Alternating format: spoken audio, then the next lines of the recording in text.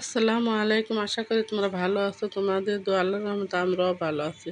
আজকে একটা নতুন ব্লগ শুরু করলাম। আপুরা তাহলে আমার পাশেই থাকো, দেখতে থাকো। এই যে মনে করো, প্রথমে তো দেখলাম তোমাদের ভাই আমাদের টাল থেকে পুঁইশাক নিয়ে আসছে।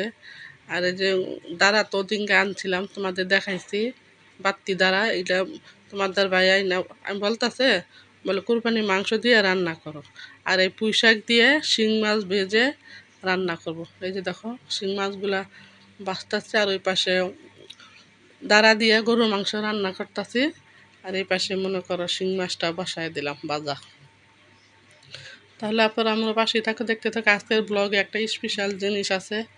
তোমরা যদি আমার পুরো ব্লগটা পুরো দেখো, তোমাদের অনুরোধ রইল দেখার জন্য, তারপরে বুঝবা পরে কি দেখাইলাম।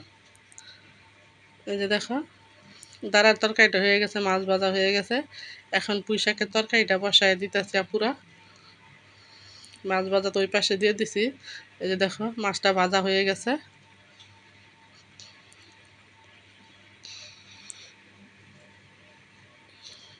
আমার ভিডিওটা যদি ভালো লাগে আপুরা, আমাকে একটা লাইক শেয়ার করবা, বেশি বেশি কমেন্টস করবা। আমার ভিডিওটি দেখার জন্য বেল আইকনটি বাজিয়ে দিবা।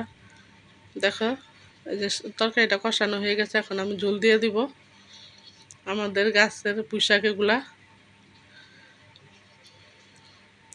আর এই যে মনে করো রান্না বান্না হয়ে গেছে।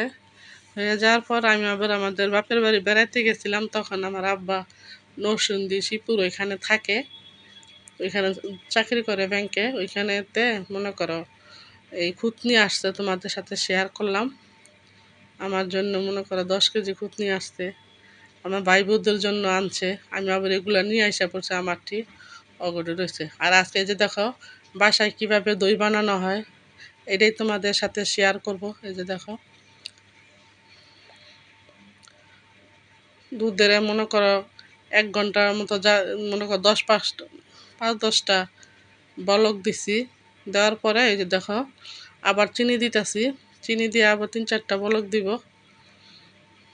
বলক দেওয়ার পর তারপরে একটা দইয়ের দই আনা হয়েছে, ওইটা এখান থেকে একটু দুধ নিয়ে তারপরে মনে করো এখন মিশাই দিব, মিশাই আবার নাড়াচাড়া করব। এই যে দেখো ওইখান থেকে একটু দুধ নিছি, নিয়ে এই যে কাপ দইয়েতে দই দিয়ে দিতেছে এখানে দই বানানোর জন্য। দইয়া পুরা দুধগুলা ভালো করে নাড়তে থাকবা, যাতে মনে করো এই সর না পড়ে। সর না পড়লে দইটা অনেক ভালো হয়। সর এই যে দেখো দইটা দিয়ে ওইখান থেকে একটু দুধ নিয়ে এই যে ভালো করে মেখে মিশ্রণ দিয়ে এই যে মিশ্রণটা বানাইছি, ওইটা এখন দিয়ে দিব। দেখছো 1.5 লিটার দুধ জাল দিয়ে কতটুকু করছি, 1 লিটারের তো কম বানাইছি। এরকম ঘন করবা। এই দইয়ের মিশ্রণটা এখন দিয়ে দিতেছি, অল্প অল্প করে দিবা। এই যে আমি 2বারে দিলাম আপু, দেখছো আপুরা আমি 2বারে দিলাম। দিয়ে মনে করো এই চুলা কিন্তু আমি বন্ধ করে দিচ্ছি, বুঝছো, চুলাটা বন্ধ করে ফেলাইছি। এখন ওই যে গরম দুধের মধ্যে মিশ্রণটা দিয়ে দিলাম। এই যে নাড়াচাড়া দিয়ে ঠান্ডা করতেছি দুধটা।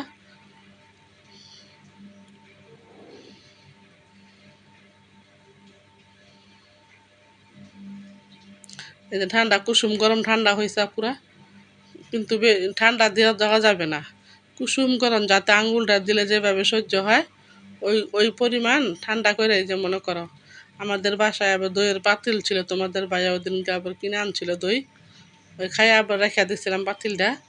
ওই পাতিলের মধ্যে এই যে দিয়ে দিলাম। দেখো 1.5 লিটার দুধ জাল দিতে দিতে 1 লিটারের তো কম বানাইছি। এই যে এখন এটা ডাইলা দিলাম কুসুম গরম।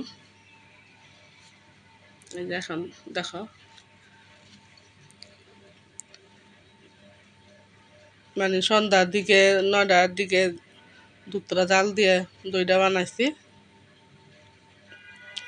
ওই যে পাতিলটা এখানে তুইলাম ঢাকার জন্য, উপরে একটা লাকুড় দিয়ে দিলাম, কারণ যাতে কোনো না হয়, ময়লা টয়লা না যায়। এই যে দেখো কীভাবে ঢাকা হইলো। আর এবার সারাদিন সারা রাত রাখবা, রাখার পর দেখো পুরো আমার দইটা কত সুন্দর হয়েছে। তোমরা যারা যারা দই বানায় খাইতে চাও আমার এই ব্লগটা ফলো করবা, দেখো কত সুন্দর হয়েছে।